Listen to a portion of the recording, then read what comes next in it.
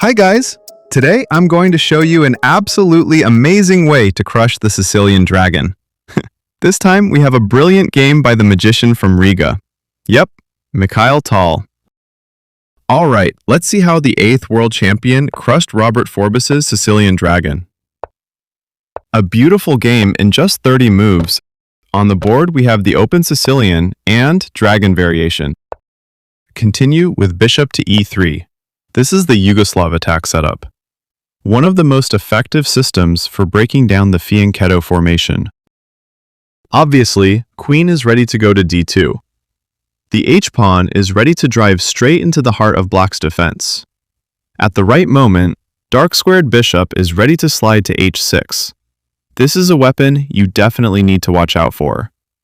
Castling long is the perfect choice. Alright, black continues with bishop to g7. Pawn to f3, controlling g4. So there's no knight jump to attack bishop. Knight to c6. Bishop to c4. And after black castles, it's time for queen to d2. Black responds with knight to d7, opening up bishop's diagonal even more. Knight also has the potential to jump to b6. Looks like it's aiming for white's light-squared bishop. Pawn to h4. Knight to b6. Bishop steps away from danger. Black keeps chasing bishop. Tal sticks to his plan. What would you play as black? Black continues with knight to c4. Top move. Because if pawn steps away from the pawn attack, bishop simply takes pawn. Then comes pawn to h6. Black's entire kingside is falling apart. And if pawn takes pawn instead, that's even worse for your health. Obviously, bishop to h6, attacking and pinning bishop at the same time. Queen to g5 is also a huge threat. Checkmate is just around the corner. Or, if bishop takes bishop, just recapture with queen. Then rook takes pawn. The threat of checkmate on h7 is coming very soon. Alright, let's get back to the actual game. So yeah, responding with pawn to h5 would be a terrible idea for black. Instead, black continues by attacking both queen and bishop with knight. Queen moves while counterattacking knight at the same time. Knight takes bishop. Queen takes back. And once again, knight takes bishop. Pawn takes knight. Bishop develops. And white castles long. Pawn to e6, keeping an eye on the f5 square to stop white's potential pawn break. Pawn to f4. Queen moves to b6, pinning knight. Still, pawn to f5 can't be stopped. What would you play as black? The best move is pawn takes f5. It was also the move played in the game. But here's the question. Why didn't black stick with the idea of pushing the pawn to attack knight? After all, knight can't move because it's pinned. Alright, feel free to pause the video. What's your move? The best move is queen to g5. Pawn takes knight, and after knight jumps to d5, black loses. Queen has to move. The engine's recommendation for black here is to keep attacking queen with the pawn. Or, the more natural human move is queen to the a file, creating counterplay on the queen side. Let's say black plays pawn to f6. You don't need to respond to black's pawn attack, just keep tearing apart black's kingside. Now h7 is under attack twice. Hey bro! What? The queen! No problemo! Yep, give a check! King moves! Hasta la vista, baby! Checkmate! The relentless attack ends with a beautiful checkmate. Or, what if black plays queen to a3 instead? Then queen to a1, threatening check.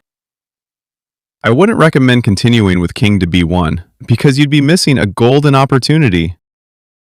Let's play the combo moves. Check. Only move. Check again. Oops, not yet. I mean, it's a checkmate threat on h7.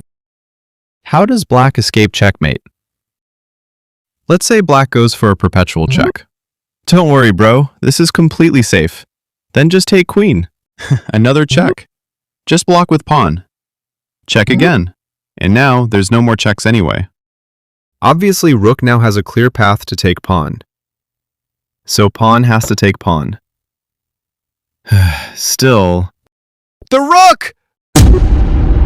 What the hell? Another check. Bishop has to blocks. And... mate. Alright, let's get back to the actual game. No pawn to e5. Instead, g-pawn takes f5. By the way, hold on a second. If e-pawn takes f5 here, it simply allows knight to jump into the juicy d5 square. Black would be in serious trouble. Okay. G takes f. E takes f. And black responds, king to h8. Rook h to f1. Be careful, f6 is coming. Bishop trapped! So bishop takes knight, rook takes bishop, and now pawn is lured attacking rook twice. The problem is, rook is pinned. White could play rook to e4, or rook to d3, protecting queen. But not for Mikhail Tal. The best move here is queen to h6. As black, how would you capture rook? Black captures rook with queen. Because if you take it with pawn instead, it's a huge blunder. There's a checkmate in 3 moves here. After king moves, pawn to h6.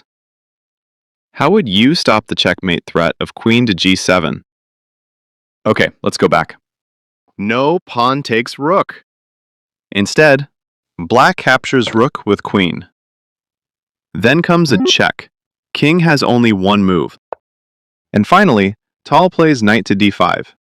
This is actually the move he had been aiming for all along. Anyway, why didn't Tal continue with pawn to h6, followed by queen to g7? Well, black could simply respond with queen to g4, defending the g7 square. It seems Tal didn't want black's queen getting in the way of his attack. So, knight jumps to d5. This knight maneuver has 2 key ideas. First, knight to e7 is a deadly threat, and checkmate is coming. Alright, black responds with rook to e8. Does anyone know what the best move for white is here? The top move is pawn to h6. If black finds this move, the game is equal. Or if you're wondering, what happens if queen takes knight?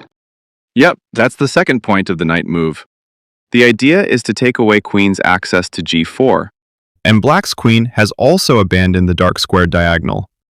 That makes white's attack much smoother. After king moves to the corner, pawn to h6. Now the checkmate on g7 can't be stopped. Even though rook is defending the square and attacking queen at the same time. Mate in 2, guys! Rook has to block. Queen takes rook. Checkmate. So it's pretty clear that black is in serious danger here. And the knight on d5 is definitely poisoned. Alright, before we get to black's move, rook to e1. At this point, the game is actually a draw if black responds with pawn to h6. But clearly, that's not an easy move to find. Stopping white's pawn push, and controlling the g5 square. So, no queen to g5. White has no choice but to play for a draw, because white is down material.